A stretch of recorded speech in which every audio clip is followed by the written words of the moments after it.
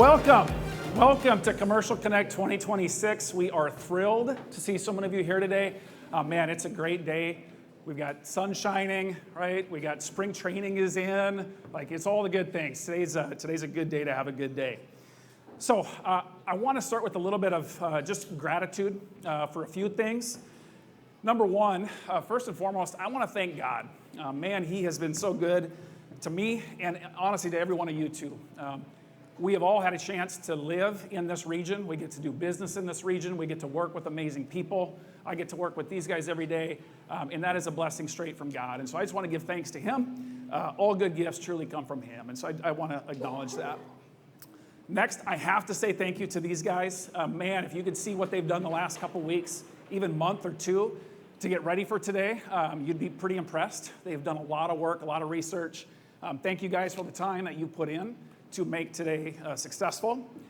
We also have a lot of family members here, wives, parents, kids of these guys. Sorry, they've probably been a little distracted lately, a little extra time, nights, weekends. I know these guys have been putting in time, so thank you to our family as well. Last but not least, all of you. You guys are busy, you have jobs, you have a lot of things you could be doing, yet here you are. You took some time out of your day to come and join us. We take that very serious, and we appreciate that a great deal. And we're going to do our best to make it worth your time today. All right, so this is a record for us. We had the most registrations we've ever had, which is awesome. If this is your first Commercial Connect, put your hand in the air. I want to get a quick feel for how many first-timers we have. Okay, awesome. A round of applause for our first-timers, please. Yep. So if you've never been here, I want to help set the stage a little bit about why are we here? What are we doing this for? And I'm going to start quickly with our mission statement, which is brand new, actually. GoMart Commercial never had a mission statement. This is something that we should have done years ago, but we never did. And it's something we took quite serious, right? What we do day to day, it goes beyond just helping people buy, sell, and lease commercial real estate. And so we laid out a mission as a team just within the last couple of weeks. We'll actually release this publicly here very soon. That is this, that we are here to guide individuals, businesses, and communities to success through trusted commercial real estate expertise, right? We get to live that out today by giving you guys all the information about what has happened in this market in hopes that you can use that to find success in the months, year ahead as you're doing deals in our market. A couple housekeeping things for you new timers. We will have a Q&A. So oftentimes there's questions you might have during the presentation. I'd encourage you, if you're in the back, you don't have the little table tents. If you want to take your phone out and get a QR code snapshot now, that's how you can submit questions to us. Okay, at the end, we'll bring everybody back up, and we'll take as many questions as time allows. And so that's how you can do that. Or on your tables, for those of you sitting, there's a table tent, and that QR code will also take you to that. We will take a break. I know some of you pre-gamed, so you're probably going to be ready for a break, maybe in an hour or so. So about 4 o'clock, we'll take a break. 5, 6, 7 minutes, grab another drink, hit the restrooms, come back, and we'll finish up. There's a lot of data on the slides, and oftentimes we'll see people get their phones up ready to take a picture, and we've already moved on. Don't worry, you will be able to download the slides, okay? So at the end of the event, we're gonna send a survey link. We'll also have a QR code for that. I think on the agendas in front of you, on the back is a QR code. That's for the survey. Once you submit the survey, you get to download the slides, okay? And tell us. We are really interested in what we did good, what we could do better, help us improve this, okay? And then we also are recording it, so this will go on YouTube. If there's someone that missed it and you're like, yeah, you should really listen to this part of that update, we'll send an email to you and you can send that link around. Okay, last thing is our data disclaimer. Lawyers, we had a lawyer on the team. Lawyers like to make sure you cover your butt. So we grab data from all kinds of different sources. We do our best to make sure it's accurate, but a little disclaimer, we can't promise that every single piece of data is 100% on, but we do our best. Okay, so for those of you who didn't raise your hand, those of you who've been here before, I'm kind of a movie guy, and every year I've picked a movie that best represented the year prior. So a little recap, in 2022, we labeled it Chicken Little, because everyone thought the sky was falling, right? This is kind of coming off COVID. 2023, we labeled The Good, the Bad, and the Ugly. That year had a little bit of each. 2024, we labeled Hunger Games. It was kind of like businesses fighting for survival. And so the question is, what are we naming 2025? What's the theme? $10 to the first person who tells me the movie. Moneyball. Everybody said it, but you don't all get 10 bucks. Yes, it's Moneyball, okay? If you don't know me or you haven't caught on, like I'm a huge baseball guy. Love baseball, always have. And for me, this year just felt a lot like Moneyball, okay? The scarcity mindset of Hunger Games year 2024, it didn't disappear, it kind of just evolved. 25 felt like this year of efficiency. We just got to get a little bit more efficient in this challenging environment, right? A little more patient, a little smarter deal valuations, a little better decision making, right? And there's a quote that I love from this movie. I got to share it with you. There are rich teams and there are poor teams. Then there's 50 feet of crap, and then there's us. I love this quote. What he's essentially saying is we're not going to win by outspending, right? Or guessing. We're going to win by outthinking, right? Moneyball was about measuring things different. If you've watched that movie, you'll understand what that means. And interpreting those numbers through experience. And that's kind of what businesses have had to do and had to adapt to in the last year. Now, Moneyball isn't just about numbers. It's about something else as well. And in this quote from Paul O'Brien's book, stuck out to me that visionary decision making happens at the intersection of intuition and logic, right? This is the intersection we're looking for. It's not just the logic, not just the numbers that you're going to see on the slide, and it's not just the experience or the expertise of agents who live and breathe it every day. It's the connection of the two. That's what we're here for today. That's what Commercial Connect is all about. So, another reminder before we get into the content. Everything we present today, we are not trying to say this is what Goldmark Commercial did, this is our deal, this is our transaction. We're going to represent to you guys the entire market. Every deal that was done, whether it was done through a brokerage or done privately, we're going to give you that data. So if an agent says we today, that is the royal we, right? That is the market we, not Goldmark Commercial we, the whole market. We really want to be intentional to show you that this is a market event. This is not just about Goldmark Commercial. Okay, a couple quick things before we get into it. Every year we make predictions about what we think will happen in the year ahead. It's kind of been a hallmark of this event. And every year we get some wrong. And I like to just be transparent about where did we go wrong, right? What did we miss? What did we not see? And so I'm going to do that for you real quick. So here's our scoreboard, sticking with the baseball theme. We made 28 guesses or predictions. We were right on 18.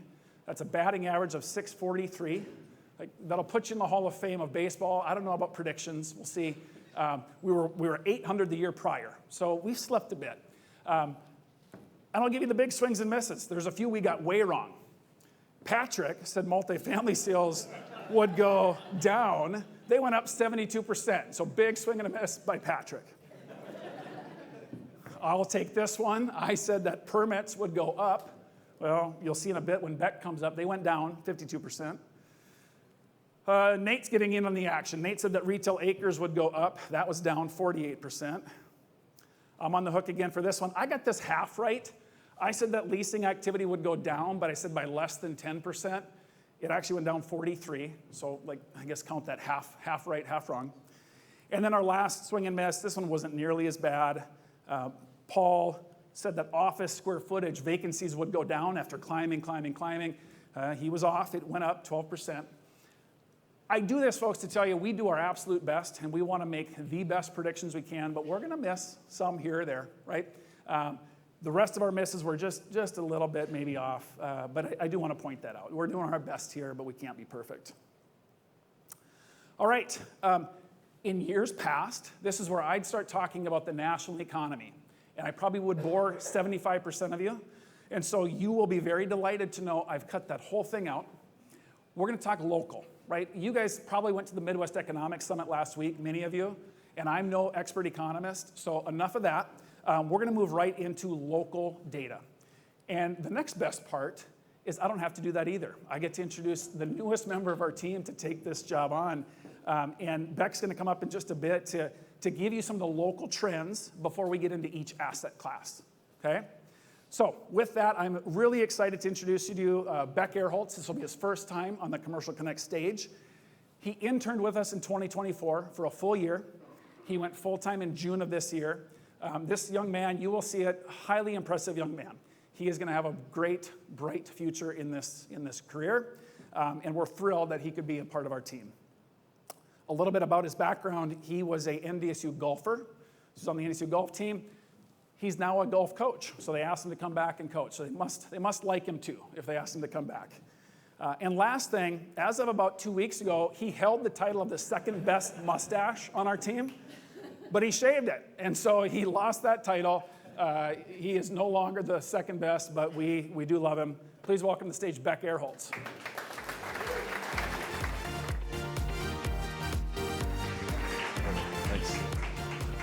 Thank you, Andy. When you're the youngest guy on the team and these guys are old enough to be your dad, they tend to pawn work off on you that they don't want. So this is what I get.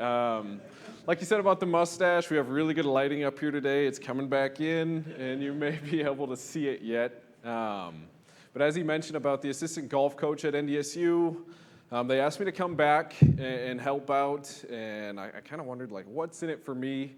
And that's 4 free vacations to some warm weather, and so that sounded pretty good to me. I'm going to be covering some local housing and permit trends to start. As Andy mentioned, we wanted to focus on local and regional instead of just national. We don't want to bore you with national. What happens in this market is what's happening in our market and in similar metros as well. So touching on some housing trends and then rental trends, we're seeing some steady appreciation in home values year over year, right around that 3% number.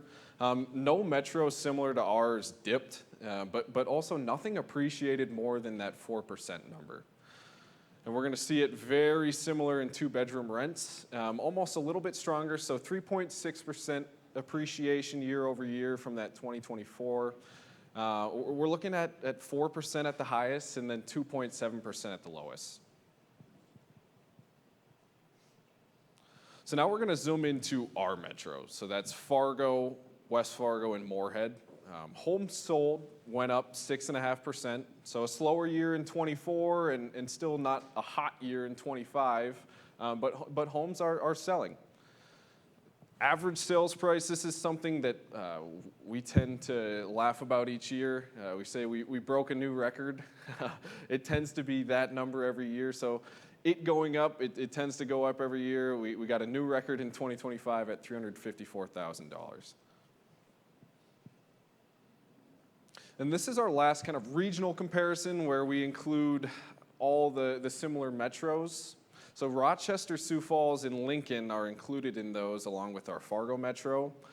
If you look at these numbers for permit trends, and this is total permit value for these metros, you'll notice the green arrows, which are good, occur in cities that don't include the word Fargo or Moorhead. So Rochester, Sioux Falls, and Lincoln, they all saw significant increases in permit value year over year from 24 to 25. With Lincoln leading the way at almost 100% increase year over year. And then we look at those red arrows, and that's Fargo, West Fargo, and Moorhead, and we saw that we dropped to $720 million total from $953 in 2024. So what does that 720 mean? That's a 25% drop year over year in total permit value. If you look at this visual, and a lot of the visuals that we're going to have up today, you're going to see that 2021 tends to have the largest bar. That's going to be the case in a lot of these. So since 2021, we've seen a steady decline, and it's really just been those stepping stairs down with truly a poor year in permit trends. So now I can break it down somewhat by permit asset class and how we measure it, and then also by area. And I'm going to start with the chart over here. You see new commercial, multifamily, new residential, and then the bucket of others. You can see that the only one that grew in size was multifamily permits year over year. When we break it down in city by city in our metro, I mean, we're looking at a 25% decrease year over year, and Fargo kind of hovers right at that number. West Fargo being down more than 33% when it was up almost 50% last year. And then lastly, Moorhead was our smallest loser, still declining at 14%. So now we have new commercial real estate permits. $146 million for the year 2025. That's the lowest that we've tracked since 2015. A 52% decline, so a poor year for new permitting. It would lead you to believe that existing product has benefited from office, retail, and industrial buildings not breaking ground. And we're going to find out if that's the case in this presentation. It is also important to note that this is only permit data from Fargo, Moorhead, and West Fargo, and it doesn't include cities such as Harwood. I'm not sure if you guys have been living under a rock, but there's a big project going up in Harwood right now. A $203 million permit project pulled on a data center project. Harwood saw increases in permit value of nearly 15,000%. It was a good year for Harwood. Brett and Andrew, they're going to touch on AI and data center topics later, so I'm going to leave that for them. And then one of my last slides here is just local transaction trends. So that includes both leasing and sales. So I like to say that permits, they tell us about the future and what's going to happen in our metro, whereas transaction tells us about what has happened and what's happening right now. So first we'll dive into leasing. We're looking at leasing volume, and this is very specific. You'll see it in kind of finer print up there, specific to office, retail, and industrial. So we saw a huge drop of more than 44% year over year to 614,000 square feet leased. But it's not all bad news. Bad permit trends, bad leasing. Sales continue to go up. We finally have some good news. A 13% increase year over year. So while leasing slowed, I mean, capital it's still deploying. And when we look at sales, we're looking at 12 asset classes. So we're not just honing in on office, industrial, and retail. We're looking at 12 asset classes, which will be listed here shortly. 6 of them are. So we had 6 winners and 6 losers in dollar volume change over the year. So I like to classify them as big winners or big losers, and I like to classify it as a 30% change year over year. So this year we had 5 big winners. That's multifamily, restaurant, multifamily land, hotel, and retail. And alongside some big winners, we had some big losers as well. Storage units, retail land, office, and commercial land. And so here's interesting, when we really break it down into the amount of volume and where those sales dollars went, you can see that a third of these accounted for 80% of the entire market. So we see multifamily, retail, industrial, and office being our big 4. And if you remember from the last slide, or if you don't, multifamily and retail, they were ones that increased year over year, and industrial and office saw decreases. Now, despite some softer permitting and leasing, we still saw businesses entering and expanding into our market. I just want to say a big thank you to all those that chose to do so, some of which are shown on this slide. They wouldn't have done that if it wasn't an excellent place to do business, raise families, hire employees. So I have 2 asks. I want you to help me welcome these people into town. And then I also want you to help us tell our story so that we can have some more companies in our region. I would like to see this slide twice as full next year. So this is a fun part that Andy alluded to. It's the first year that I'm up here, and I finally get to make my own predictions, albeit somewhat of a vague predictions that I'm going to make. So I predict that we are going to see total commercial real estate sales continue to trend upward and increase. They've done that since 2022, and that is something that I think that we're going to continue to see. So a little bit of an easier decision for me after a very poor year in new commercial real estate permits, down 52%. I think that we are going to have a rebound year in 2026 and see more permits. And then lastly, again, on the easier side of a prediction, I think that we're going to see leasing activity up after declining 44%. So that kind of concludes my short section here. Next is going to be our land update, and that's Mr. Nate Volmuth. He's been a licensed architect since 2009, and I'm not sure which month he would have gotten that license in, but I may have been celebrating my 7th birthday. He's licensed in 13 states, which are listed behind me. And then lastly, he's worked on a ton of different projects and developments across 5 states. So my section was pretty short. I'm going to introduce something a little bit shorter. Nate, come on up.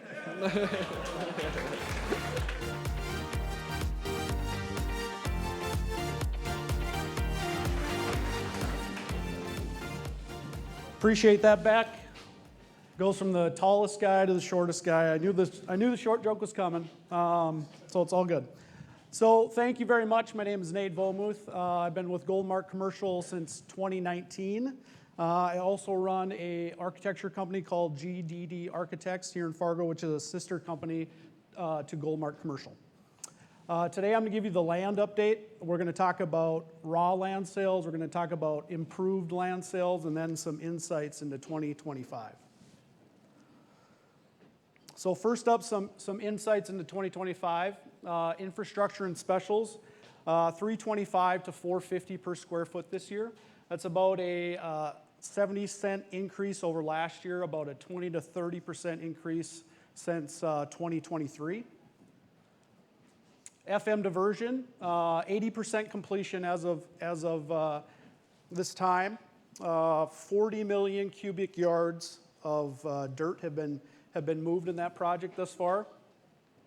Once completed and certified, that project will unlock a substantial amount of land in South Fargo, mostly south of 52nd Avenue, also in other parts of the area as well, mostly in West Fargo area. We did have a stat that I was going to talk about. This is an AI stat, and this is the good and the bad of using AI. AI is great if you want to make fun of your friends and put red hair on them, or if you want to do something else. It's not great if you want to say, how many times can 40 million cubic yards of dirt go into the Fargo Dome? We used 4 different AI search engines. One said 6 times, one said 40, one said 90, and one said 115. So if you're going to use AI, make sure you're checking your work. Driving forces in land sale pricing. Location is key, obviously. Access, visibility, traffic counts are huge. Visibility is one of the biggest factors. Traffic counts is the first thing that anyone asks when we get a call from a large corporate group. But access is a big deal. We have some properties that we rep that have over 100,000 cars per day, and if people don't perceive that the access is good, they don't look at them as hard as they should. And so access is a huge factor in driving of land prices. Entitlements and parcel size are also important factors. Larger parcels typically sell for less per square foot than smaller parcels.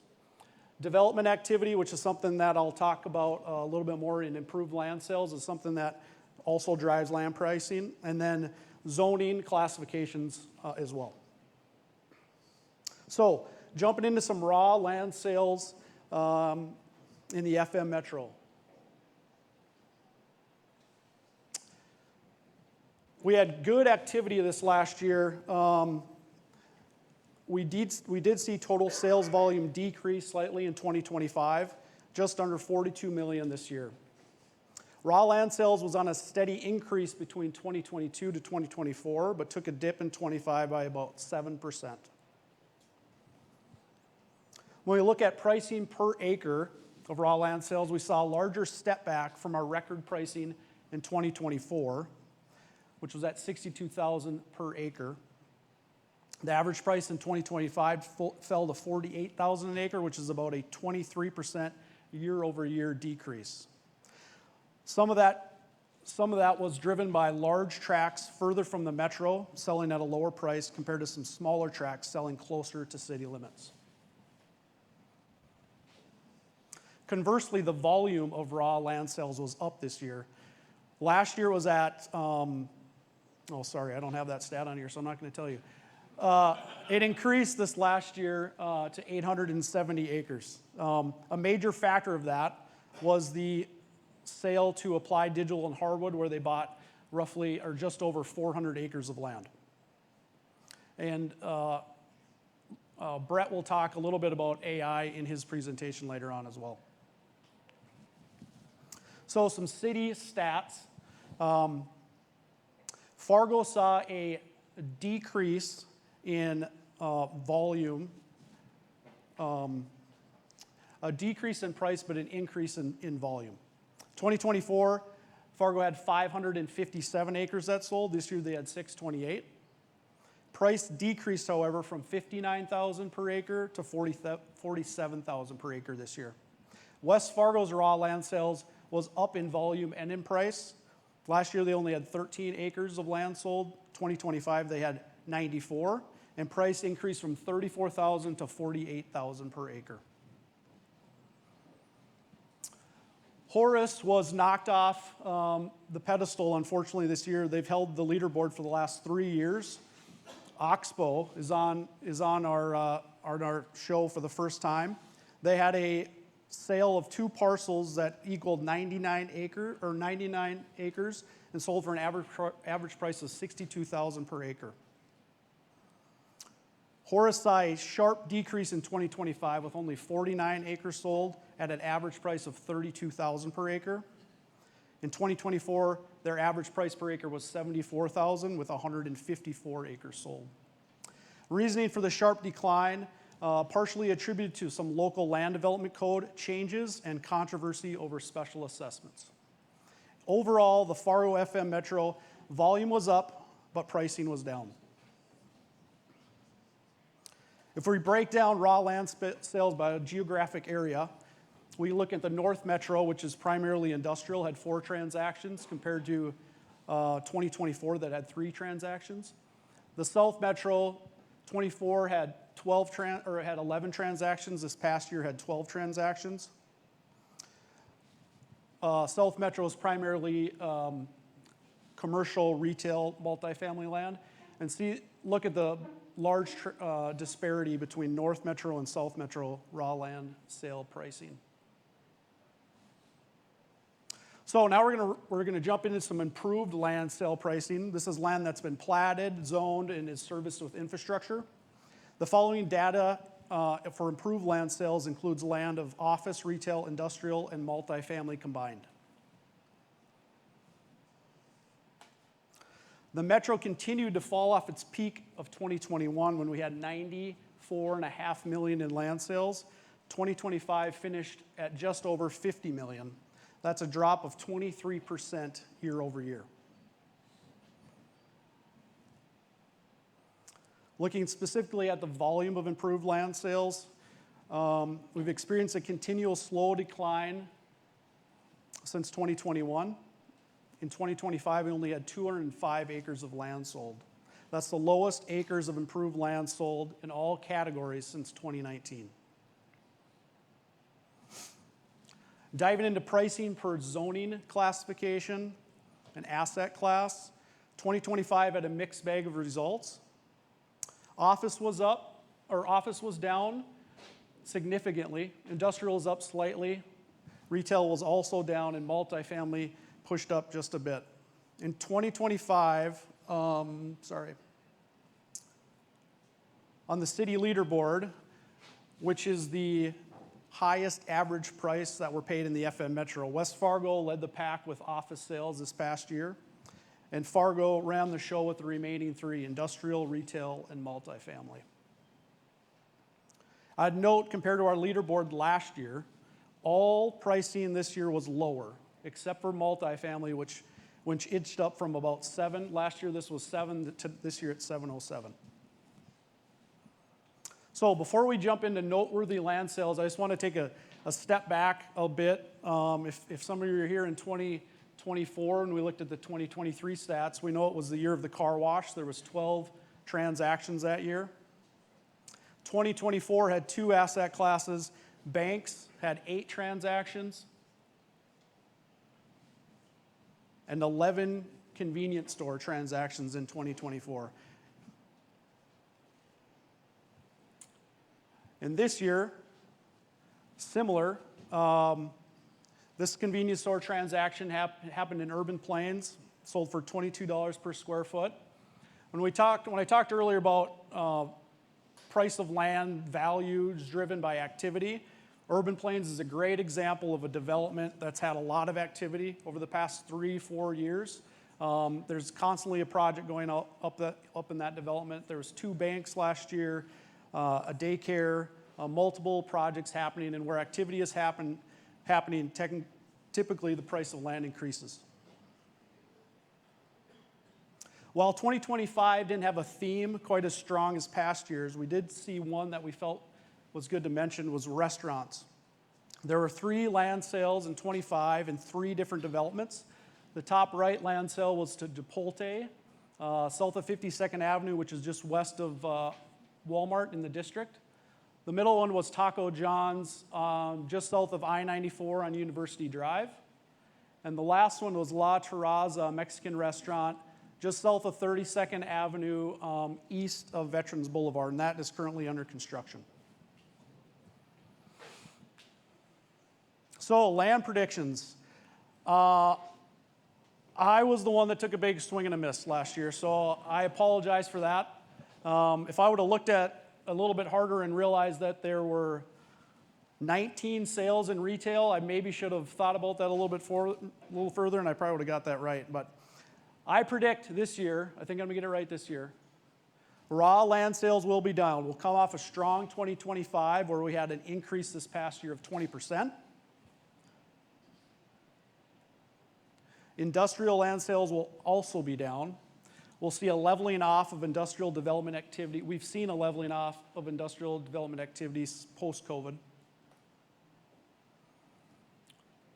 Retail land sales will be up.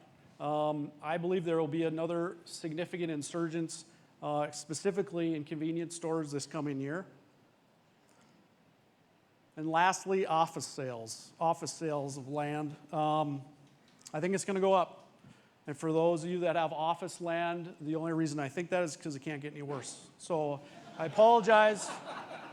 I apologize for that, but it's got to go up. It's got to go up sometime. All right. I appreciate you all having me up here. That concludes my land update. Next on the stage is Mr. Paul Campbell.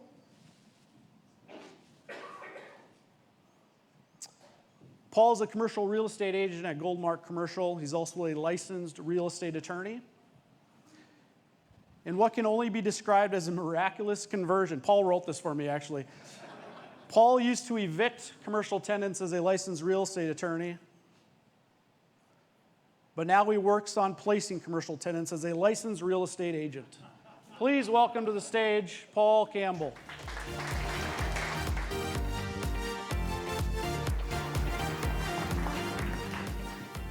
Thanks for that warm welcome to the office update there, Nate.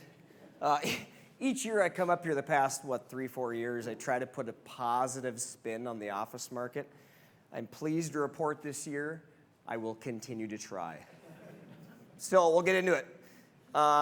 Get the bad out of the way right away. Let's do a little bit of a national overview.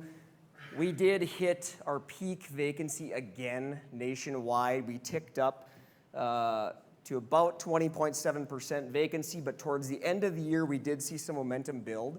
We did see that vacancy start to drop, so some positive signs nationwide. So as I mentioned, we ticked up from 20.4% to 20.7%, and that was the beginning of 25. Like I said, it decreased throughout the year, so we hopefully hit the peak.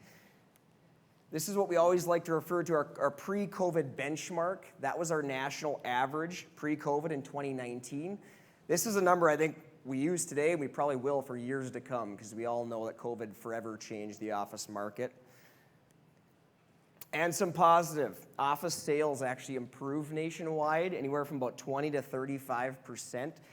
So we did move office nationwide. The general consensus, discounted prices. So it moved just cheaper prices.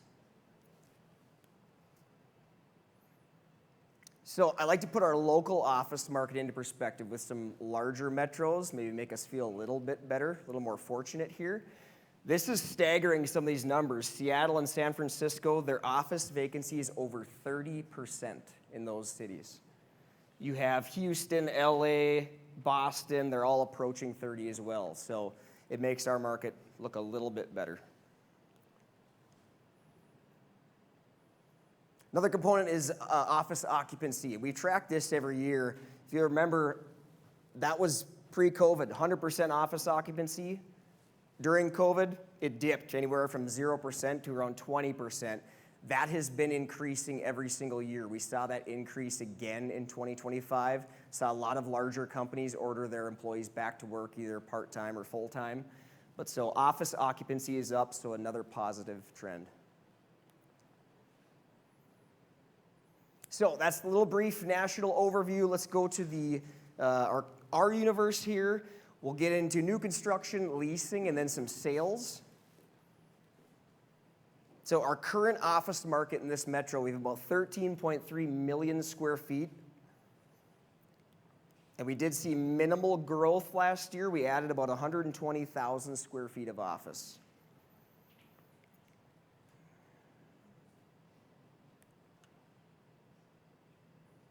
But year over year, office permits were way down, about 50%.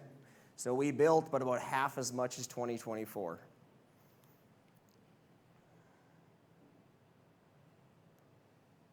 So we'll get into office leasing locally here.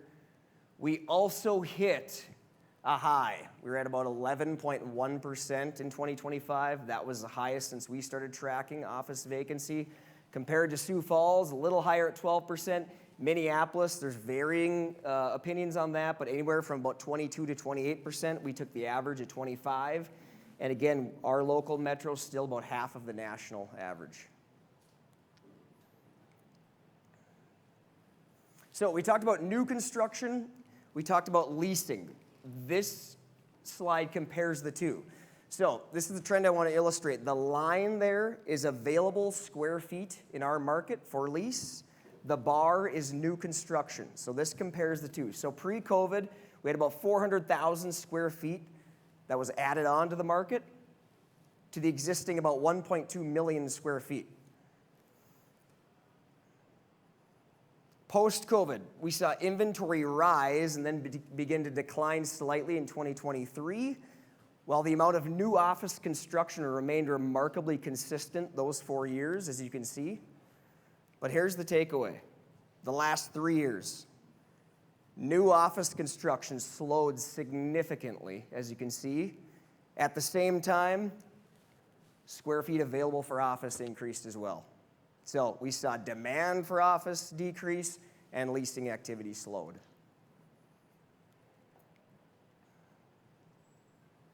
And that's illustrated here. Office leasing was down about 8% year over year. You can see that it's been on a steady decline since 2020. About 2022 is when it peaked again. And then the past 4 years, it's been on a steady decline. Another interesting trend we saw in 2025. So in 2024, Class A was the big winner. They had the most lease space. This year, Class B was the winner. Class A was actually down 28% year over year. And it's kind of following the same trend since 2022. It's on the decline.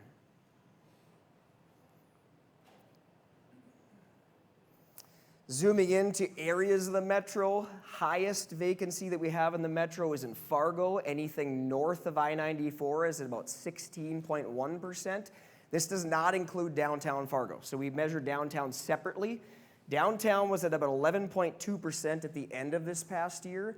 There's a little bit of caveat there. There are probably 2 or 3 very sizable buildings downtown that came off the market. So they were no longer marketed for lease, but we know they're vacant. So if we added those back in, which we believe they will come back on the market in 26, that would be pushing or probably even clearing that 16% number. And then lowest vacancy, West Fargo, north of I-94. This is typical every year, only 4%. There's just a lot less inventory in that area, so it's always pretty low.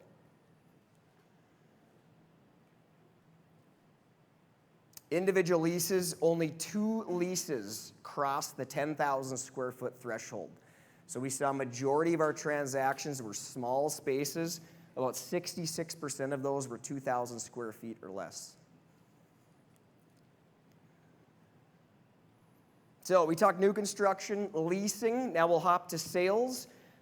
I wish I could tell you sales was better, but I cannot.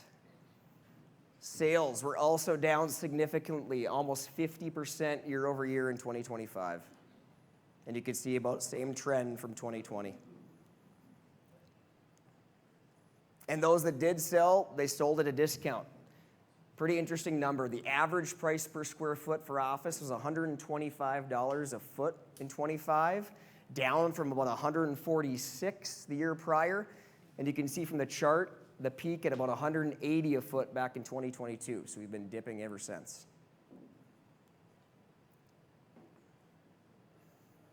The highest price per square foot was in West Fargo. That was about $187 a foot average. Typically just newer inventory, so fetches a higher price. And then most activity we saw was in Fargo. 23 out of those 33 transactions happened in Fargo.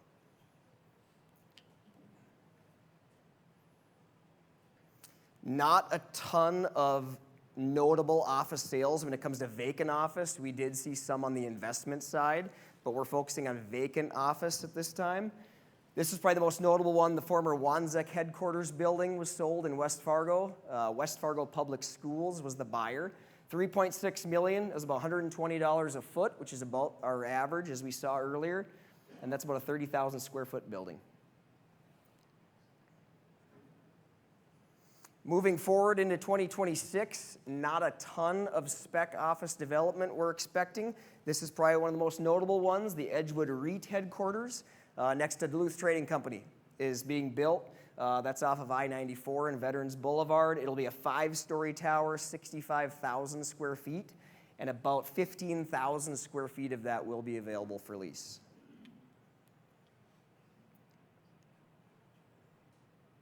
So my predictions. Now I got thrown under the bus as well with my prediction. I did whiff. He failed to mention, if you'll remember, I was right when I said the Moorhead Spuds hockey team will finally win the state championship. They did. So I want that noted as well. So getting into the real estate predictions, we hit rock bottom in sales, leasing, and new construction. We can only go up from here, right? I predict we will. I think vacancy will decline this year. I think Class B will continue its streak and outperform Class A this year. And I think average price per square foot will finally stabilize after decreasing the past 4 years. So that wraps up our office update. We'll move on to our industrial update. And I'll introduce Mr. Brett Saladin. Brett is one of only 14 CCIMs in North Dakota. If you don't know what that means, it's a fancy real estate designation. And he also obtained member associate status with SIOR, another fancy designation for commercial real estate. So welcome to the stage, Brett Saladin.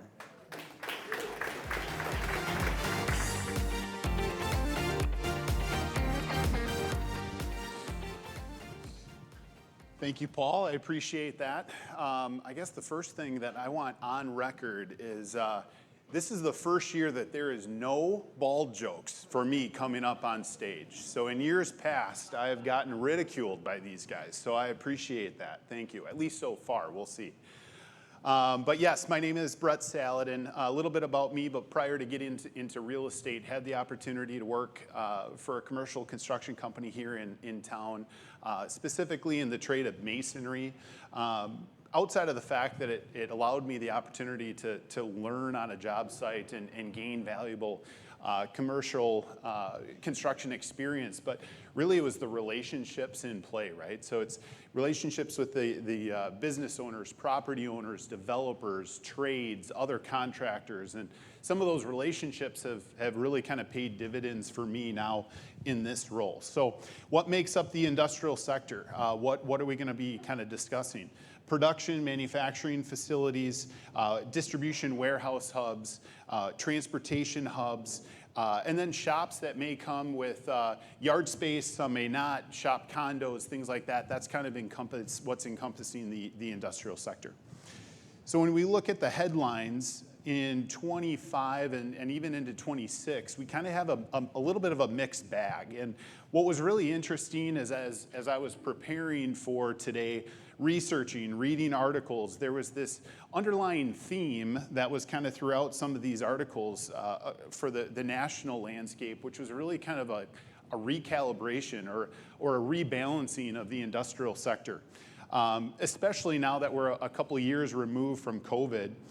Last year, if you came to the event, I had discussed kind of the onshoring, nearshoring effect that some businesses, manufacturing and production companies were thinking of doing. And I think that's still the consensus, but unfortunately, we just haven't seen that drastic change in the landscape yet. And so this next slide, this really shows just that. So this is space under construction on a national scale. And you can kind of see, obviously, the peak in COVID, but just a tail off. And so over the last couple of years, that rebalancing, that recalibration, this kind of shows just that. From an industrial vacancy perspective, the national scale, 7.6% current national industrial vacancy rate. This was a 12% increase compared to 2024. 24 was at 6.8%. And then to put a number on the graph that we had just seen, 270 million square feet was under construction at the end of 25. That's a 25 million square feet decline compared to 24. It's always fun to kind of compare and contrast to see how we fare. You can see, of course, 7.6% national. We're at 4.7. Sioux Falls at 4.8. I wanted to take a step further and see how we're doing against the coast. So in LA, 4.6%, and then in New York, 5%. So we're right there in the mix compared to locally and then on the coast. And then, of course, we want to know where are we at in regards to asking rents, right? Base rents. So $8.87 a square foot for the national average base rent. Look at LA, $15.54 a square foot just in base rent, just a staggering number. And then here, we're currently at $9.24 a square foot, up about 5 cents compared to the end of 24. But then once again, you can kind of see how we fare against some of the other Midwest cities. So we'll kind of dive a little bit deeper into our local industrial universe. So currently, we have 41.4 million square feet of industrial space in our market. We also wanted to highlight just shy of 2.9 million square feet of storage units, not included in this number, but obviously something to note for the presentation. And this is interesting. We did see an increase of a little over 1 million square feet in 25 that was added to our market. But there's a caveat here. 55% of the additional square footage came from 3 projects last year. And so I'll be able to touch on those a little bit later. And then when we look at the permit value, once again, those 3 projects really kind of swung the pendulum. Essentially, yes, we saw an increase of 27% year over year, but Fargo led the charge. I mean, 78% increase year over year. West Fargo was down, Moorhead was down. But to put this into perspective, those 3 projects, there was $79.5 million of permit value. 60 million of that came from those 3 projects. So 75%, 3 projects. Looking at the industrial leasing. So this next slide, this is very similar. This is identical to Paul, what he had described in the office sector. But essentially what we're looking at is the line is the available industrial square footage. The bar is essentially new square footage added. So pre-COVID, Industrial section, kind of metro, we were currently, call it 1.5 million square feet, about 600,000 square feet added. Kind of immediately post-COVID, you can kind of see that spike of industrial square footage added. A sharp decline of the square footage that was available shows strong demand in our market, high leasing velocity that was going on. But here's what's interesting. The last 2 years, the available square footage that was added kind of stayed the same, but the available square footage shot up. And so when we're looking at this, I mean, we're ending the year at 1.9 million square feet of available space here in our metro. And that's exactly what these next statistics show. 297,000 square feet was leased last year. That's a 56% decline year over year. We also wanted to take it, or I wanted to take it one step further and figure out what does that mean for average lease size, 4,500 square feet. I mean, there was just an absolute drop off in regards to the average lease size last year in our market.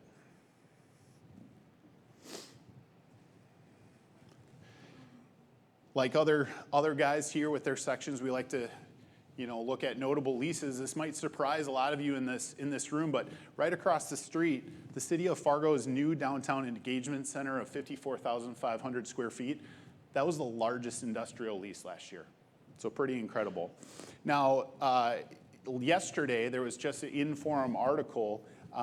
It sounds like they're about 2 months out to move in, but the City of Fargo's engagement center will be renamed to the Resource and Recovery Center, but this was the largest lease in 25.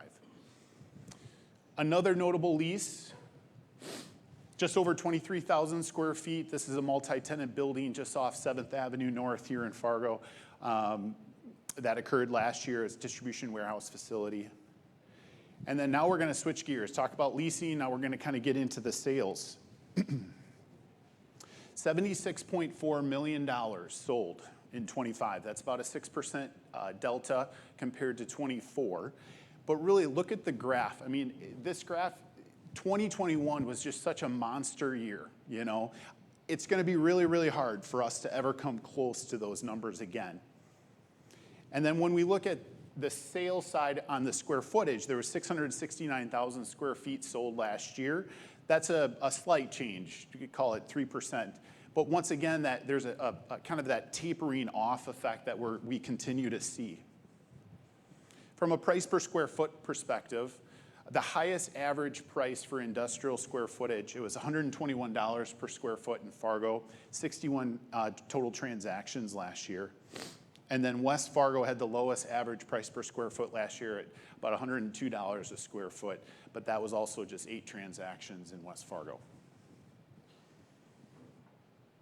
When we're looking at notable sales, this site right off 12th Avenue North in Fargo, a little over 43,000 square feet, but it's a 32-acre site, concrete construction site. This was Strata Corporation, sold to Knife River, $4.85 million or about $111 price per square foot.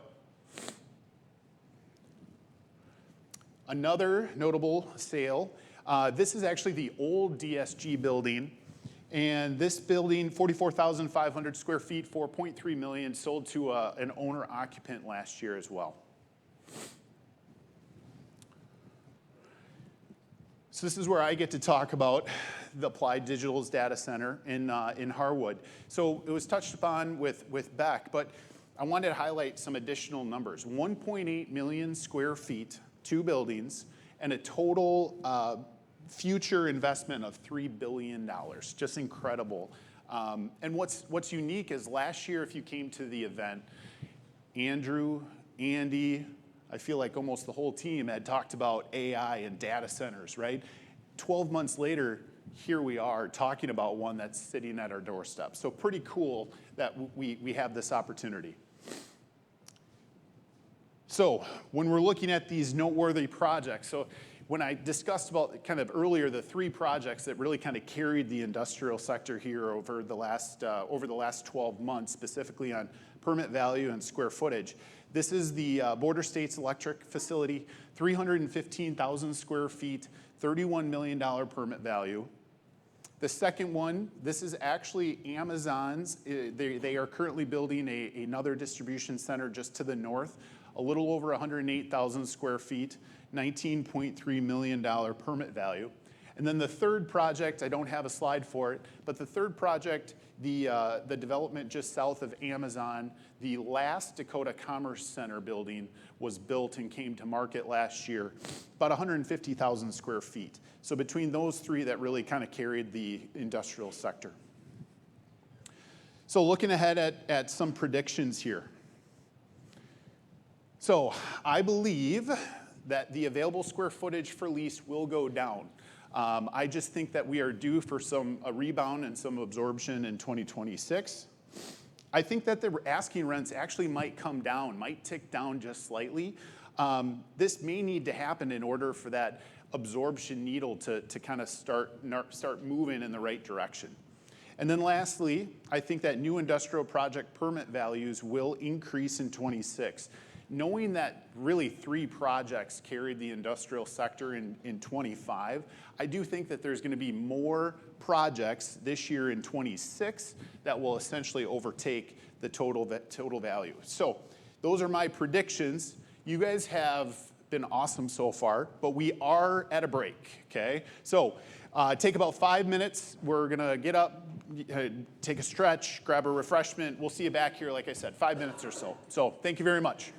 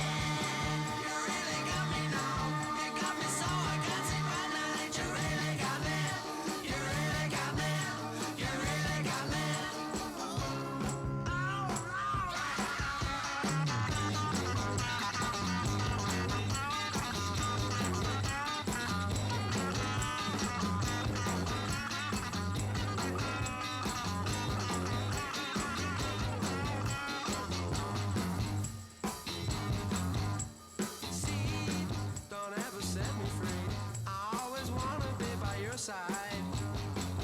Girl, you really got me now. You got me so I can't sleep at night. Yeah, you really got me now. You got me so I don't know what I'm doing. Oh yeah, you really got me now. You got me so I can't sleep at night. You really got me. You really got me. You really got me.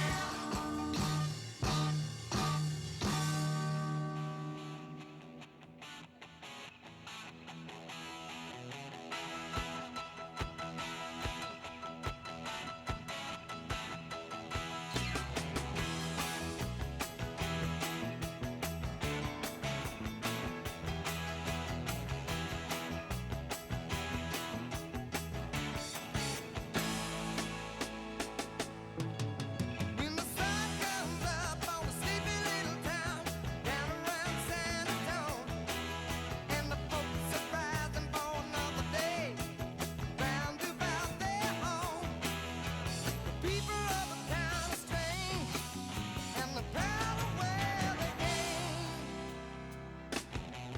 Where you talking about the time I grow?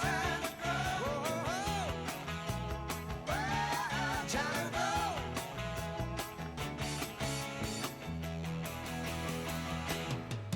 Well, the preacher and the teacher, no, they are caution. They are the talk of the town. When the gossip gets to flying, they ain't lying. When the sun goes falling down, they say that the father's insane. Dear Mrs. Perkins again. We're talking about the China Road. China Road.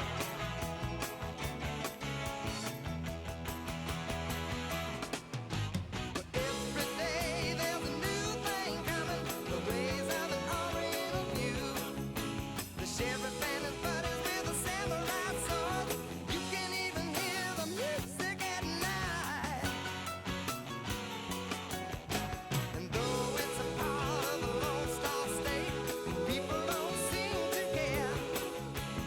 They just keep on looking to the east.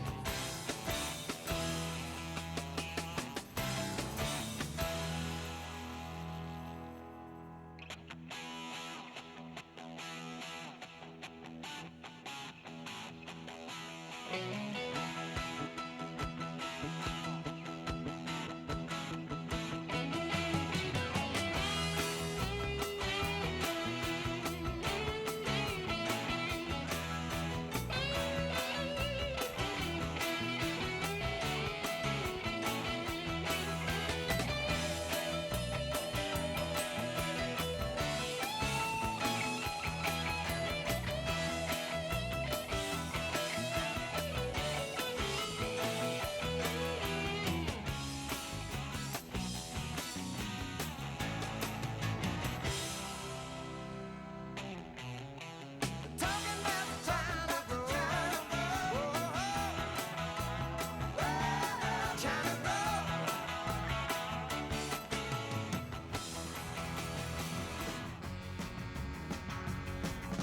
737 coming out of the sky. Oh, won't you take me down to Memphis on a midnight ride? I won't move. Hey, you need a traveling pain. Yeah, but I'm flying across the land, trying to get a hand. Hey, you need a traveling band. Take me to the hotel, bag is going nowhere. Come on, won't you get me to my room? I won't move. Hey, you need a traveling band. Yeah, well, I'm flying across the land, trying to get a hand. Hey, you need a traveling band. Listen to the radio, talking about the last show. Someone got excited, had to call a state militia. Won't move. Hey, you need a traveling band. Yeah, well, I'm flying across the land, trying to get a hand. Hey, you need a traveling band. Wow!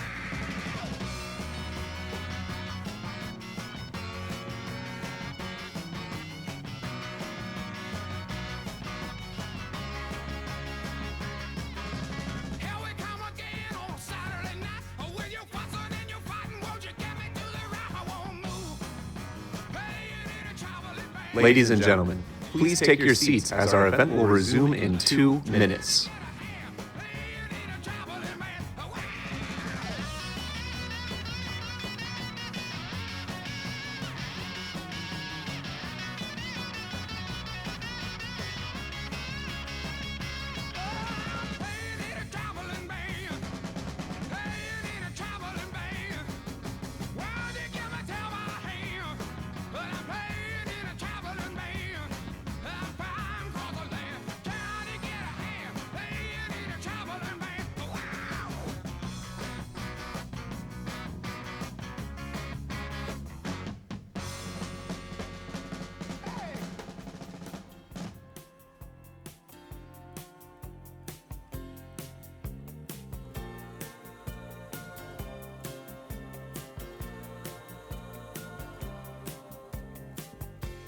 So I'm back to the velvet, underground, back to the floor that I love, to a room with some lace and paper flowers. Ladies and gentlemen, please take your seats as our event is about to resume. Through the gypsy that I was.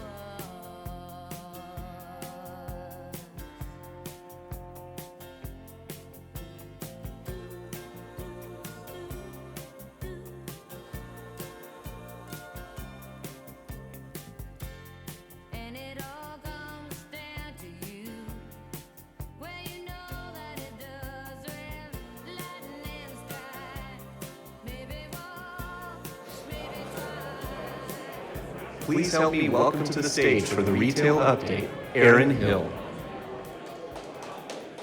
All right. Thank you, thanks guys, thank you. Thank you guys. Everybody can grab their seat, please. Grab your seat.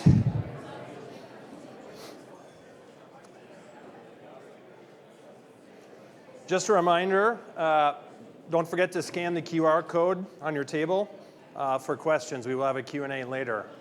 You can ask all the questions you want about mustaches. I am the #1 mustachioed person. Okay.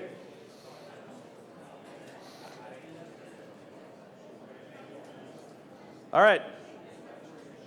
My name is Aaron Hill, currently serving on the park board for now. I am up for election in June. I haven't quite announced what I'm going to do next, but if you are a Fargo resident, I do need 300 signatures to get on a ballot. So I brought some signature pages.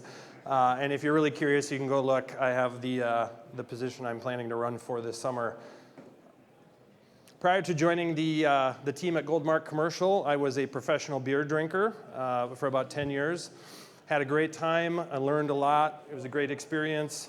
But very excited to be on the team at Goldmark Commercial. Also sort of helps explain my background with retail, specifically bar and restaurant, but other retail categories as well. So let's jump in. It was an interesting year for retail.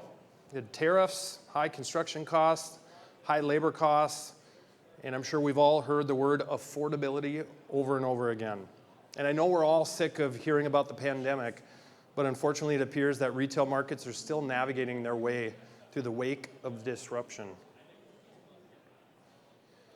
National vacancy rates did increase throughout 2025, starting around 4.1% in Q1 and ended closer to 5.7% by the end of the year.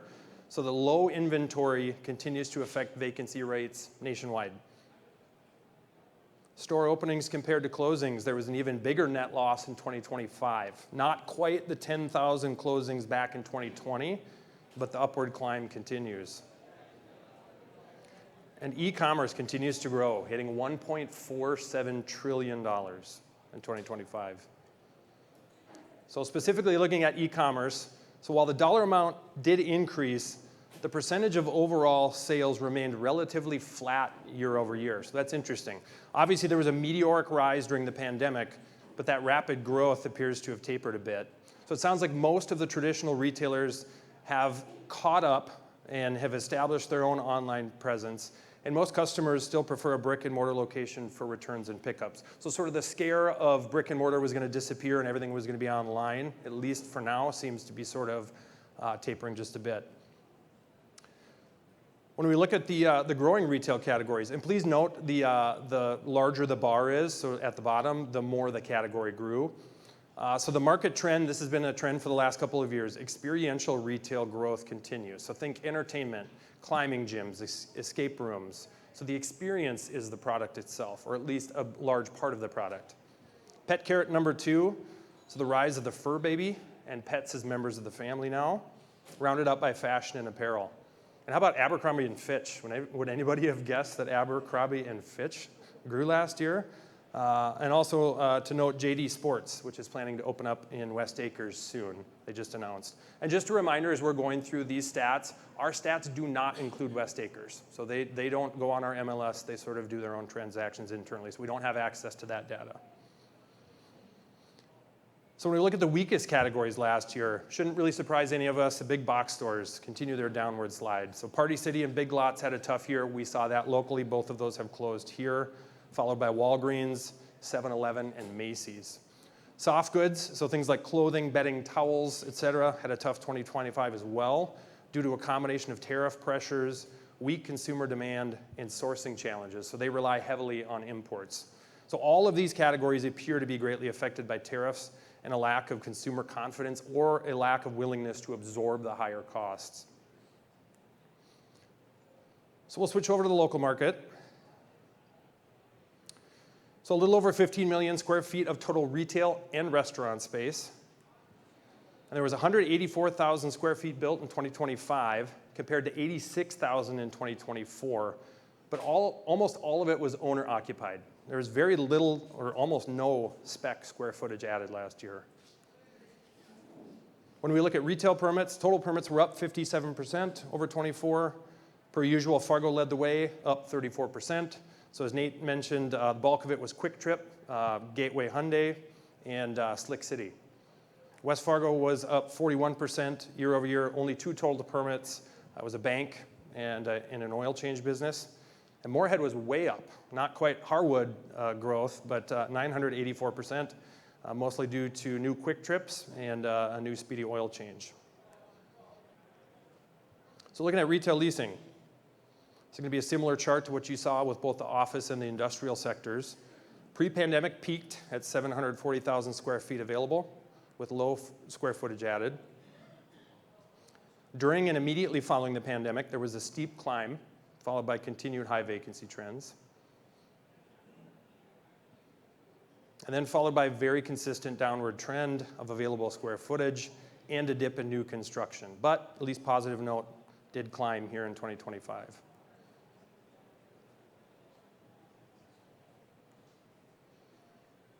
In terms of what was leased, so not great news. I wish normally when Paul would get up and give the office update, I'd be like, all right, retail. Well, retail had a tough year last year too from a leasing perspective. Only 111,000 square feet, so down 47% over 2024. So pretty comparable to 2020 at the height of the pandemic. So as much as these numbers aren't great to see, selfishly makes me feel a little bit better about the year I had personally, and for some of my retail clients in the audience, and for my wife, I promise I'm doing everything I can to try to bring business in. So looking specifically at lease transactions, only 38 last year. So the market saw the lowest square footage leased and the lowest number of transactions matching 2020. So, I mean, one could argue that the retail market recessed faster than Brett Saladin's hairline.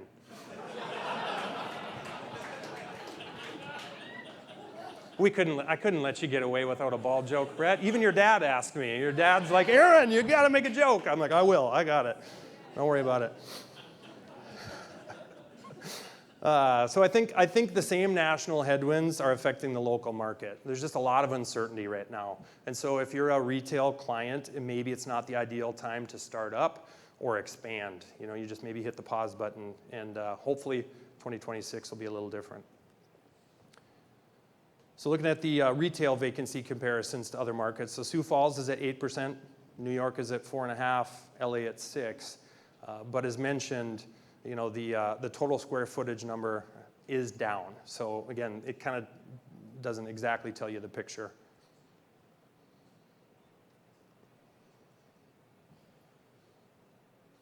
So as we obviously saw, it was not a great year for retail leasing. We got a couple of notable leases here.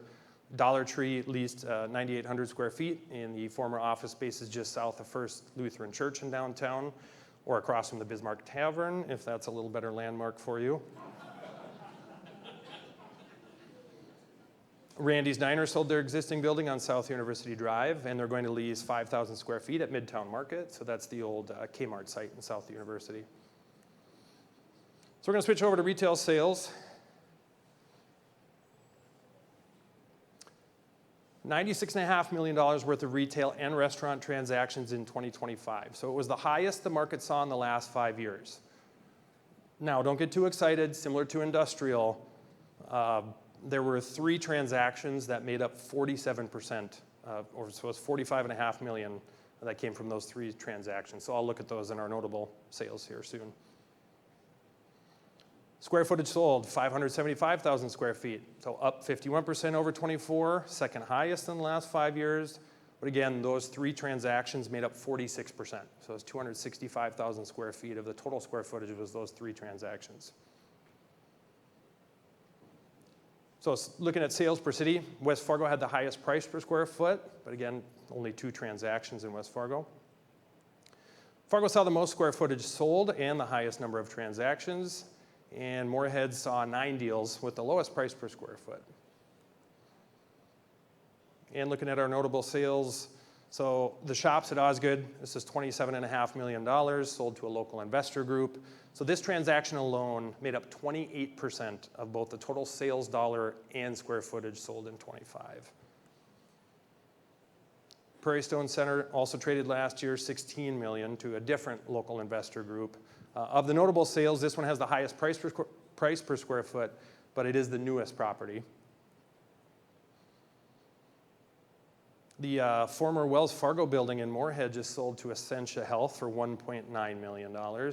So this was on the market for 604 days, but I think it'd be a nice boost for the continued downtown Moorhead renovation. Wherever Matt Lyseth, I know he's here somewhere. We're cheering for you, Matt. All right.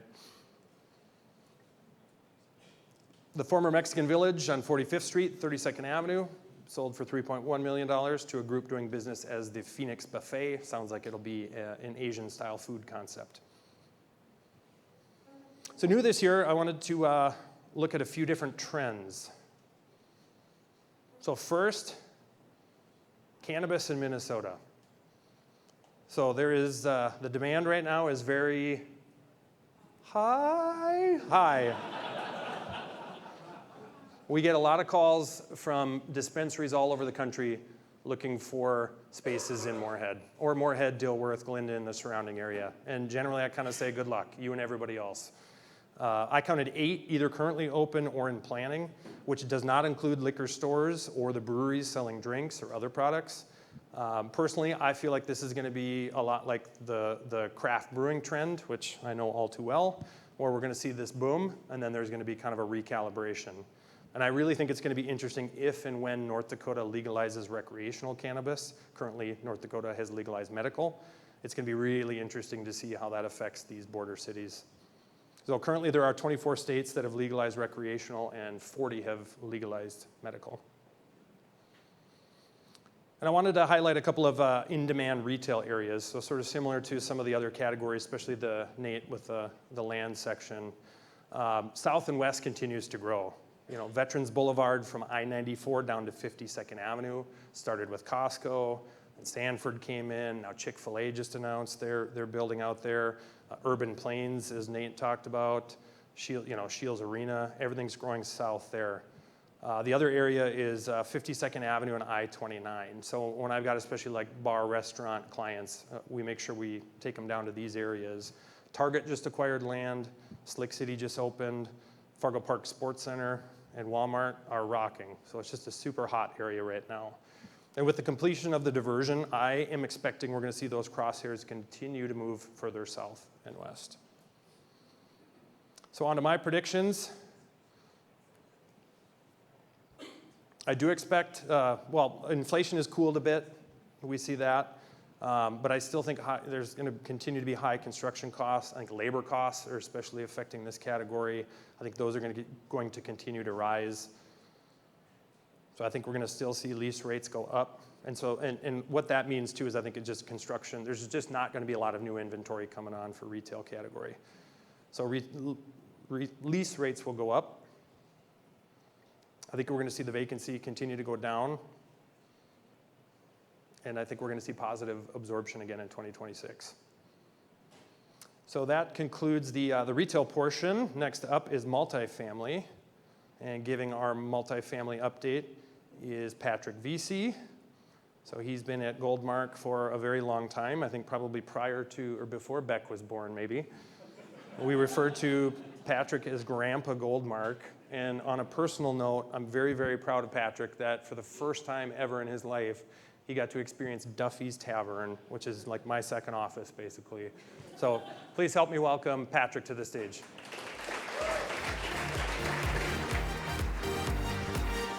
Thank you, sir. Well, as Aaron said, my name is Patrick Vesey. I've been at Goldmark since the late 1900s. Turn of the century guy here, so I guess I earned that title. I want to talk about multifamily. We'll just dive right into it with some of the national headlines here. First in the multifamily asset class, there's very strong nationwide. Some of the reports are up 9% year over year. And as Beck, as when I started, it was before he was born. Beck highlighted in the intro that we'll dive deeper here as well, but it's a very big year for multifamily sales in the FM Metro. Second, there's been a lot written about declining or neutral rent growth across the nation, but thankfully, the Upper Midwest has been one of the lone areas of the country where rent growths were actually positive in 2025. Some of the national trends for multifamily market include a relatively healthy vacancy number, which is around 6 to 7%. Various reports put total unit inventory around 500,000 that were added to the market in 2025. That's up 40% from the prior year. So let's look closer at our multifamily universe in the FM Metro. Each one of those purple dots, that represents an actual apartment that's a fourplex or higher in our market, not just a blob of green purple on the screen. So as the end of 2025, there are just over 58,300 apartment units across the FM Metro. We saw 616 new units get permitted in 2025, which is up about 11%. From the 554 units permitted in 2024. It's a positive sign to see our permit growth in a year of continued high interest rates and high construction costs.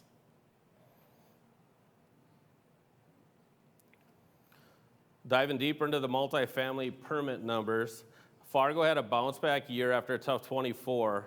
We saw Fargo's units go up 45% year over year with 580 units permitted compared to 401 in the year prior.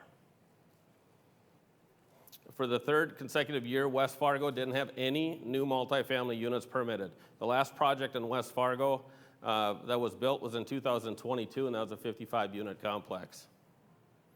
Moorhead permitted 36 units in 2025, which is down 77% from 2024 of 153 units, and this was the second year in a row with a permit decline in Moorhead.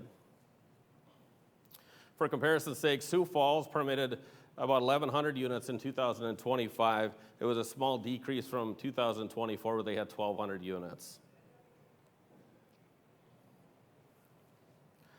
Thanks to the most recent data provided by our friends at Appraisal Services, this was the end of Q3 of 2025. Let's look at the vacancy rates city by city. Fargo is up to 7.6%, small increase from 6.8% year over year. Within Fargo specifically, downtown to 17.2% vacant, down a little bit from 17.5 a year ago. South Fargo is at 6.8%, and North Fargo is at 6.6%, both up marginally year over year. West Fargo, they went down to 5.6% from 7% a year ago, while Moorhead came in at 7.7%, up from 6.3% the year prior. For comparison's sake, Sioux Falls is currently running about 11.4% vacant.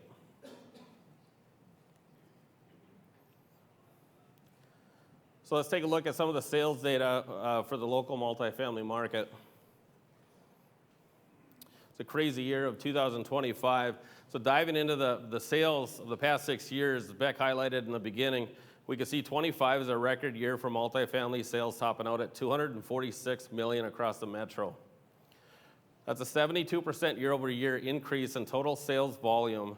We'll cover a few of these sales in a bit, but there were some very large portfolios that were sold in 2025, helped drive this volume to a record level. Not surprisingly, we also saw record high units sold in 2025, which topped out at 2,370 units. That's a 39% increase year over year in total units sold.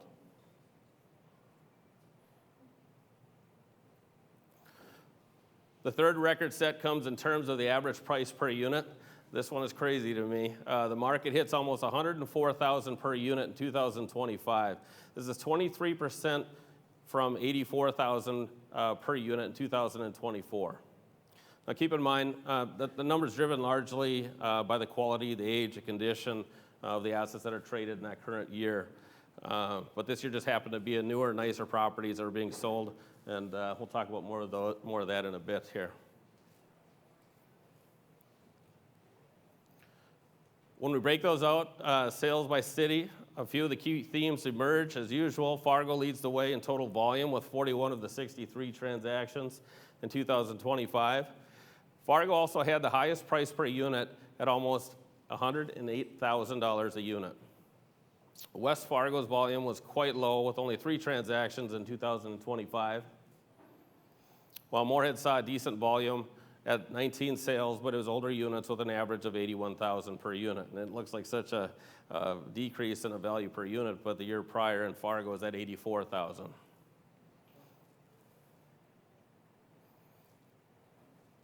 Let's look at some of the more noteworthy sales in 25. First up is Dakota Park. These apartments were behind Essentia Health on 32nd Avenue South.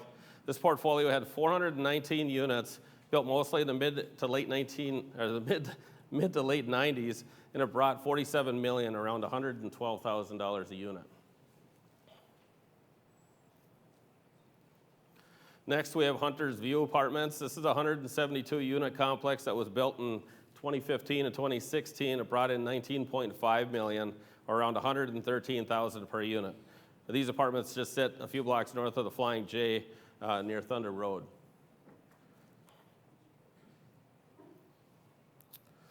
Next, the Nest Apartments. This is south of 17th Avenue. This sold for $18.4 million. This is right east of West Acres Mall. That amounts to $139,000 a unit for these 132 units on this site.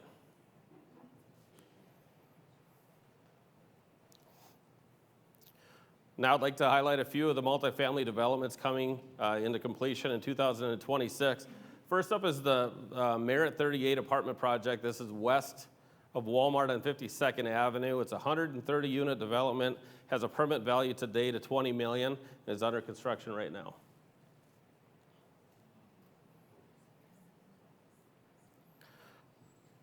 Next is the 89-unit project dubbed the Skyline Apartments. This is off of 12th Avenue North by NDSU. This has a permit value of $12.2 million.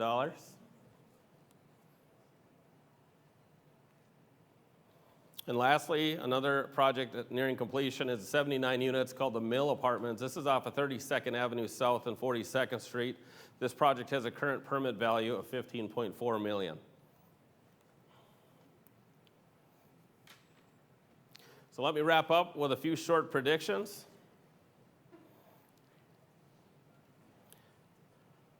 First, I believe we'll see rent growth in 2026 as demand remains strong and vacancies will start to level off. And also, I believe that multifamily sales volume will go lower in 26 after a record year for multifamily sales in 2025.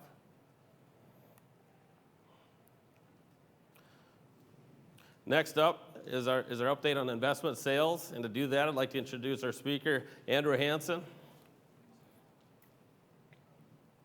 Prior to joining Goldmark, Andrew spent 15 years as a commercial banker. Perhaps because of those 15 years in banking, he isn't a huge fan of wearing sport coats. And lastly, Andrew is curious what will come first, the full unredacted Epstein list or the government admitting aliens exist. Please help me welcome Andrew Hansen to the stage.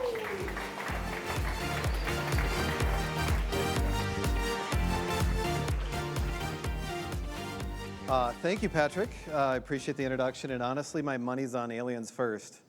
It's the perfect distraction for the unredacted Epstein list. As Patrick mentioned, I left the banking world roughly 4 years ago, along with my sport coats, but also, I got to break one out today. I absolutely love what I'm doing now, and I'll be covering the investment world, starting with some national trends, moving into our local market, and then covering some good local data. But first, let's look at some competing asset classes. In 2025, we saw the wild ride of Bitcoin continue, hitting another all-time high of $126,000 a coin back in October, but ending the year actually down 6% and has continued their slide into 2026. I checked it this morning, it was hovering right around $66,000 a coin. As you can see here, equities and commodities were both up again in 2025, and oil was down roughly 19%. But look at gold, it absolutely took off, up 64% year over year, and again, it's the only asset class that has had positive returns since the start of Commercial Connect 4 years ago. Here are some noteworthy trends happening nationally in the investment world. According to CBRE, U.S. investment sales volume was up 19% year over year, mainly because of a strong fourth quarter with the help of lower interest rates, which signals a broad-based rebound in deal activity. Additionally, for 2025, the national multifamily rent growth ended the year at 0% across the country. This marks the third straight year of flat or nearly flat national rent growth. But rent growth was the strongest in the gateway markets and the Midwest markets, led by New York at 5.8% year over year, Chicago at 3.6%, and Twin Cities was at 3.2%. And like last year, Yardi forecasts the Midwest metro markets will continue to see higher rent growth in 2026 compared to the rest of our country. And finally, a trend that I believe will be important to monitor, the convergence of AI and property tech and where it all will go. I'll dive a little bit deeper into this one later, but first, like last year, I must address the headwinds that investors are continuing to face. Inflating operating costs, and I'll focus on insurance. Insurance continues to be a major storyline. Last year, premiums didn't just increase. In many markets, they reset, with some owners seeing 50 to 150% renewal spikes, along with more and more non-renewals. That directly compresses NOIs, and in an environment where cap rates had already expanded, the valuation impact was amplified. Rent growth helped in some sectors, but often not enough to offset the rising costs of insurance, taxes, labor, and overall expenses. This is going to continue into 2026. Interest rates, the higher for longer reality set in. At the same time, in 2025, rate cuts were delayed until late in the year, reinforcing the reality of a higher interest rate environment. That meant more expensive refinances, tighter underwriting, slower transaction velocity, and full recalibration of deal math with greater emphasis on strong cash flows. 2025 wasn't a crisis year, it was a reset year. The market stopped waiting for relief and started underwriting to reality. Not surprisingly, alternate capital sources like private capital loan funds became more and more attractive to investors, which I believe will continue into 2026 as well. And I feel the possibility of future rate cuts will not happen until we see the new Fed chairman take office.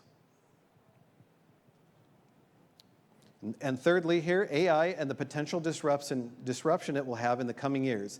This one's kind of unique because it's both a tailwind and a headwind. I feel it's safe to say that AI is graduating from an impressive work-life hack to a business essential. AI integration has gone from, hey, we should look into this, to implement or we're going to be left out to dry. We've all heard the bold promises about artificial intelligence, but one reality for commercial real estate feels inevitable, and that's office demand risk. If AI truly increases productivity, it likely means leaner corporate teams, fewer administrative roles, and automation of back-end functions. If companies can produce the same output with fewer people, long-term office demand declines structurally, not cyclically. This compounds the already distressed office sector that is still trying to shake off the hybrid work hangover. The risk isn't just higher vacancy, it's potentially a permanent reset on how much space corporate America actually needs. And on the flip side of all of this is execution risk. AI carries risks that not a lot of people are talking about. Companies may overestimate its immediate impacts, misallocate capital in the process, and then be left dealing with those consequences. Now, AI will not eliminate the need for real estate, but it will eliminate inefficiency, excess staffing, and redundant space, all of which have real implications on office demand. But it's not all bad. There's some cool things that AI will bring. Here are 15 emergency real estate technology trends for 2026. I'll focus only on a few that I think are fascinating. With the implementation of artificial intelligence, fractional property investing markets will evolve significantly over the next decade. Now, this isn't anything new. They've been around for a while. I believe the first building that was tokenized was back in 2018. But with an administration that wants to advance digital assets and tokenization, along with the evolution of artificial intelligence, these firms will use AI-based underwriting analysis to provide such things as location scoring, trend forecasting, and risk assessment tools for their investors. Plus, there will be a streamlining of deal flow with automation of lease reviews, purchase agreements, and title work, as well as more transparency with the use of blockchains. We all should keep a close eye on this. AI-backed fractional property investing will open the door for broader participation, improved liquidity, and global access to commercial real estate. And on that note, look at this prediction that really caught my eye. The Deloitte Center for Financial Services predicts that up to $4 trillion of real estate will be tokenized by 2035, increasing from less than $3 billion in 2024, with a compounded annual growth rate of 27%. That's crazy. Another one, AI-driven predictive maintenance is moving property management from reactive to proactive. Instead of fixing equipment after it fails, buildings are now using sensors and machine learning to detect performance anomalies before a breakdown ever occurs. This means fewer emergency repairs, lower operating costs, longer asset lives, and better tenant satisfaction. In the near future, predictive maintenance won't be a competitive advantage. It will be the standard expectation for institutional-grade assets. Next, we have digital twins. These are virtual, real-time replicas of physical buildings in cyberspace, powered by live data from sensors and building systems. They allow owners to simulate energy usage, monitor performance, optimize space planning, and test capital improvements before spending any real dollars. These digital twins will become AI-powered command centers, shifting asset management from static reporting to dynamic, data-driven decision-making in real time. They'll also optimize energy usage and even model tenant behavior before it even impacts cash flows. This will turn buildings into measurable, optimizable performance platforms.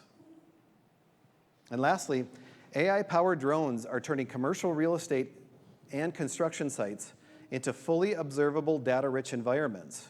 Instead of relying on periodic inspections, drones that are properly equipped can scan roofs, facades, structural components, and job site progress in real time.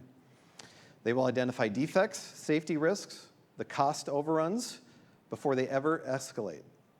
These systems won't just capture images. With AI, they'll autonomously analyze conditions, generate maintenance forecasts, verify construction milestones, And that data will feed directly into those digital twins I was just mentioning. The results will be faster decisions, lower risk, and smarter capital deployment. Now picture a drone fleet on a job site that can monitor every sub's progress from when they show up to when they leave, and any excess waste or errors made during construction. This is wild, and it's giving me some serious 1984 vibes. Now let's talk cap rates. First, I want to revisit this chart I showed the last few years.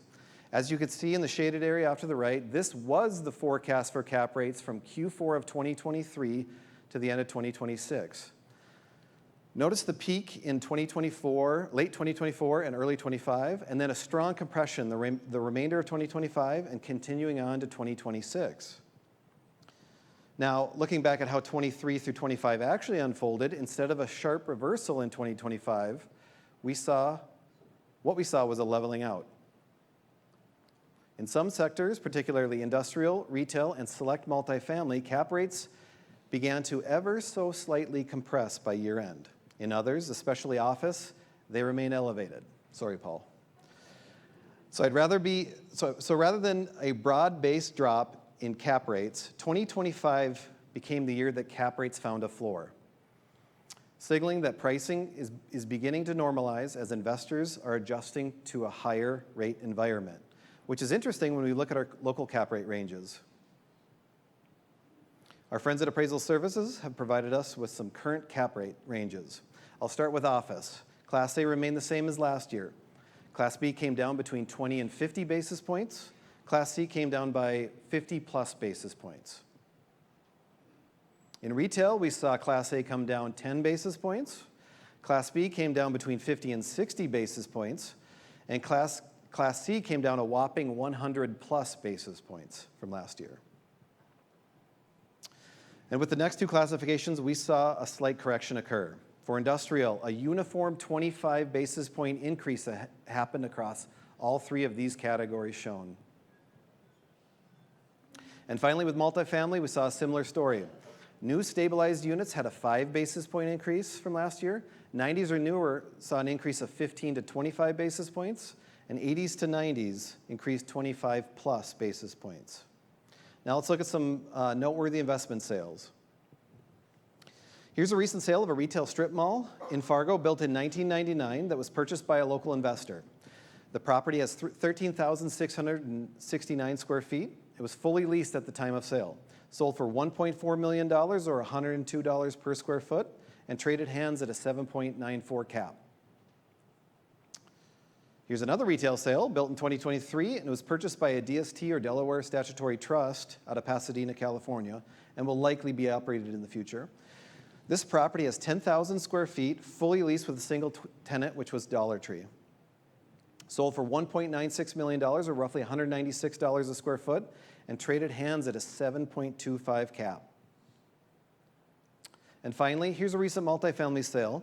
This was a townhome portfolio that was purchased by a local REIT, consisting of 126 units spread across 3 different sites, built between 2024 and 2023, or 2014 and 2023, excuse me. These properties traded hands for $27.95 million, or $194,000 to $270,000 per unit, with cap rates ranging between 6.1 and 6.4. Now I'd like to make a few predictions for 2026.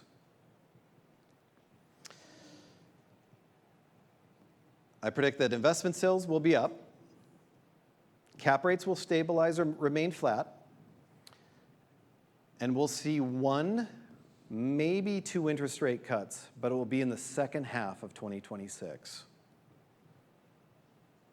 With that, let's move to our final update. Welcome back Andy Westby to talk about Agland. Thank you, guys.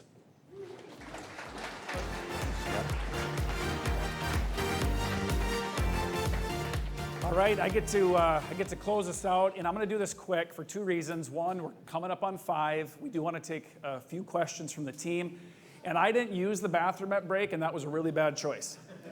So we're going to do quick as I can here. I grew up on my family farm in northeast South Dakota.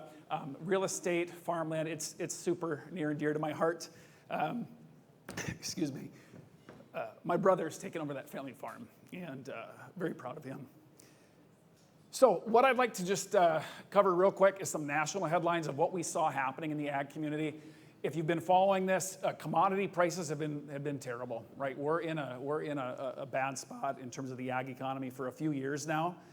And so that's a lot of the headlines, but land prices have been quite resilient. So across the nation, we haven't seen this big dip. We saw the same thing here locally too. A couple quick national headlines. Net farm income's about $155 billion last year. That was up from 24, but they're forecasting a dip in 26, so it'll step back a little bit. And these numbers are about $48 billion or 24% off the highs back in 2022. So that's how far we've fallen from the high end of the ag cycle. Next one, we are looking at higher direct farm payments this year. They're projecting those up about 45%, so that'll help boost farms, but it won't save them all for those who are struggling on the brink. And then the last one is the USDA always calculates a price per tillable acre, and this is across the nation. So this is a huge range of quality of farmland. They say across the nation the average is $5,830, up 4%, 5%. Let's take a look at what that looked like locally. And today, we only talk about Cass County because it's just easier to focus on one county. A lot of the trends you see here, you can apply to the Red River Valley, okay? But I'm gonna focus on Cass County. Number one, price per tillable acre was up, so farm economy down. Prices still went up, so that matched nationally up a little bit more. We did see the volume drop, so there was a lot less acres sold last year. And there, of course, when you sell less acres, you have less dollar volume, but not down quite as much since we had a higher price per acre. So if we look a little bit deeper on some of those numbers, here's where we ended. This is across Cass County. We crossed a record over 8,000 per acre, per tillable acre sold last year. That's up 16%, like I said. It had been steadily increasing, took a small step back last year, and it's rebounded again in 25. On the number of acres sold, here you get a 5-year trend. So it kind of fits in the middle. It wasn't as high as last year. That was a really big year in terms of volume. It stepped back, but we're kind of in line with that 4 or 5 year average for acres sold.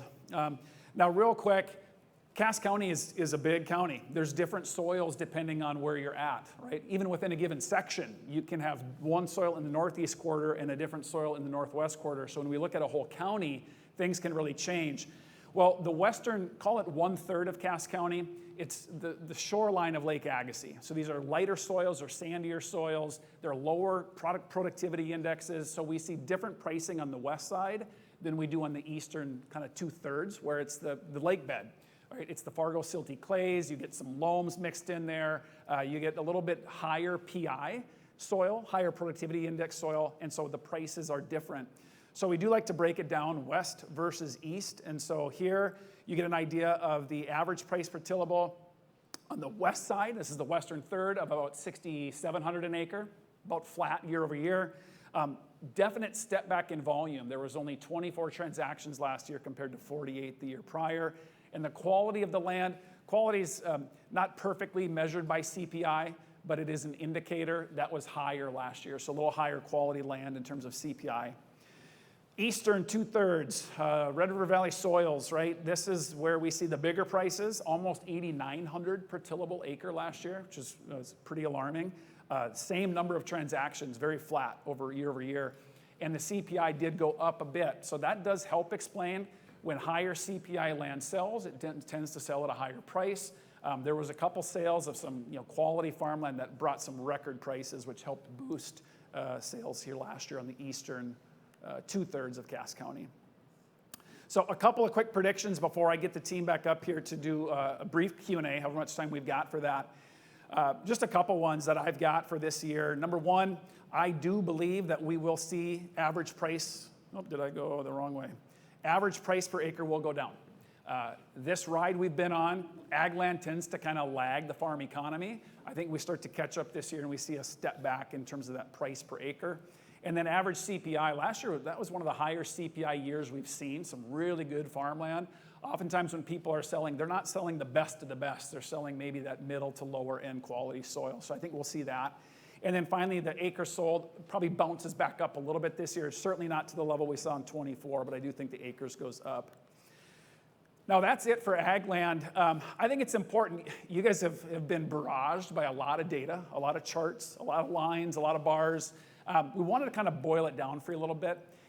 What are the key takeaways today before we get to Q&A? Well, there's no cutting it any other way. Like 2025, on a lot of measures, it was a tougher year in most asset classes. Not all, but a lot of them, right? We saw permits were down in a lot of categories. We saw leasing was down in most. Vacancies were up in a lot of them. So we won't sugarcoat it. Like the data kind of paints the picture that in many areas it was a tough year. However, our team is very, very positive about the trends that we're starting to see emerge and just the direction that the market feels to be headed under most of those categories. So I do fully anticipate when we're back here next February, some of those trends that we're kind of going, one way or the other, we're going to start to see some reversal. And we'll see positive permit values, we'll see positive leasing, we'll see vacancies start to come down, as a lot of the guys talked about. And so those, I think, are our key takeaways. Fargo-Moorhead has always been a very resilient market. We see continued population growth. We see continued new businesses coming to town. We got a lot to offer in this community, and we're very bullish on the year ahead. So with that, we're going to get to Q&A, and I know we don't have a lot of time. Some of you guys are like, I want another beer. Let's just get the guys up here, and we've got a handful of questions. We'll take just a few, but we all will stick around. So I want to make it very clear, like, you guys grab us. If there's questions, if there's things that you want to go deeper on, please stop any one of us to do that. As the guys come back up here, submit your cue if you got it. Beck, I'm going to give you one that I think would be helpful to clarify. The Harwood, their metro permits were not in the stats, right, for Harwood. Beck, can you describe why that is, why we don't include Harwood in the metro stats? Yeah, so part of the reason why we don't include it is we use BIA, which is the Builders Association. We use their standard definition of our metro and what's permitted, and that is just Fargo, West Fargo, and Moorhead. Okay, thank you, Beck. That's an easy one. Nate, I'm going to give you this one. What does the 10 to 20-year projection look like for north side growth due to diversion limiting south build-out? What absorption development timeline is there for build-out at the current growth rates, or what's your professional opinion of developer desire north side? Whoever asked that question, I need to have a conversation with you afterwards. Jeez. I mean, I think the north side build-outs is interesting. I know there's a lot of talk about the diversion, cutting off the south boundary. There's a lot of land down there still. It's not going to be scarce for any time soon. In my opinion, I know that there's a boundary now, but you can look at some of the developments in town. You can take Timber Creek, where Sweet Shots it's at.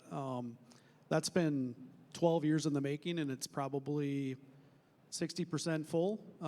So it's going to take a long time. I think north side industrial. I mean, I think we've seen it kind of taper. It's kind of leveled off and taper off. I think there's going to be many years. I would have to look at a map and get it specific on it, but I think there's a lot of time left in industrial growth in North Fargo. I would say that industrial growth in pockets of Fargo, it's very fascinating actually. If you look at, and I'll one of the numbers exact, but industrial land in North Fargo is probably ranges from $3 to $4 a square foot. If you look at some industrial pockets around 32nd Avenue, which is in the heart of the city, which I've been trying to convince the city of Fargo to actually have industrial in the heart of the city, that price per square foot is roughly $8 a square foot, and so it's very interesting the location of industrial land and what you can get for price per square foot in it. So I didn't answer that question. I apologize. He's a good politician. I'll answer this one real quick. Is Horus included in the calculation? So Horus is in all of our land stats because there's a lot of land and raw land things around there.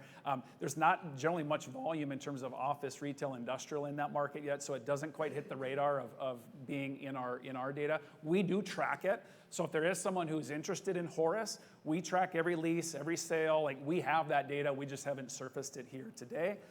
Patrick, I'm going to give you this mixed use one, and then we'll probably wrap up with one more. Patrick, where was it? Okay, any thoughts around occupancy for retail and office space in the mixed use space? Retail office on ground floor, apartments above. Do those spaces perform better or worse than standalone office and retail? This is a hot topic that we talk about a lot. It's been a trigger word for the city of Fargo with mixed use and tax incentives and things like that. Mixed use developments generally do better in areas that are walkable. You kind of need that area to support the businesses because it becomes a challenge with the retail bays. There's a couple success stories on 17th Avenue South where it's shallower bays, smaller bays, where it's been a very low vacancy rate in these buildings for many years. But as you get into the larger buildings, the deeper bays, it becomes a real challenge to find a retail user to take a space like that that's out in kind of the open area. If you're in the arterial roads, 13th, 32nd, 45th Street, it becomes really difficult. You'll see a lot of vacancy, and it's been vacant for quite some time. I think when you look in our area, when you deal with retailers, they generally want a traditional retail look. They like the drive-through concepts, which you can still have with a mixed use, just more of a challenge. So the question is, occupancy, I think it's going to remain low if it's a mixed-use building that's sitting out in kind of South Fargo locations. Same thing with retail office. You may get a little more office use with regards to the mixed-use facilities. Do they perform better or worse than standalone spaces? I think my answer would be standalone facilities would perform much better. Higher demand would drive this market. Downtown uses, mixed use makes more sense. Okay. There is a question about Aaron Hill's mustache, but we don't have time for him to answer, so we're going to save that. Maybe the last question I'll throw to you, Paul. Class A office, you kind of beat it up a little bit. The market's kind of beat it up. Can you talk a little bit about why has Class A office space had such a tough year? I think for the most part, it comes down to just cost of building out a space. I mean, a lot of Class A spaces are new construction, and they're sand bottom or concrete floor, and you have to build it out. And it's just expensive to build out spaces right now. And I mean, average lease size, like we said, is about 2,000 square feet. To build out a space, you're probably at, I don't know, for office, maybe 100 to 150 bucks a foot. So you're at, if my math is right, 300 grand before you blink to build out a 2,000 square foot space. So that's a lot of money for anyone, let alone a new business or a small business. So I think that's probably the big driving factor of it. All right. How about a round of applause for these guys? Thank you, guys. Appreciate it. You guys can go off. We'd love to take more questions just for time. We want to be respectful of your time, but we do hope you've got more time. We'd love for you to join us. We're going to open the bar back up, stick around, mix, mingle, chat with our team if you do have more questions. We do sincerely appreciate you guys coming out. It means a lot that you would take time out, and we really hope that we'll see you back here next year at Commercial Connect 2027. Thank you.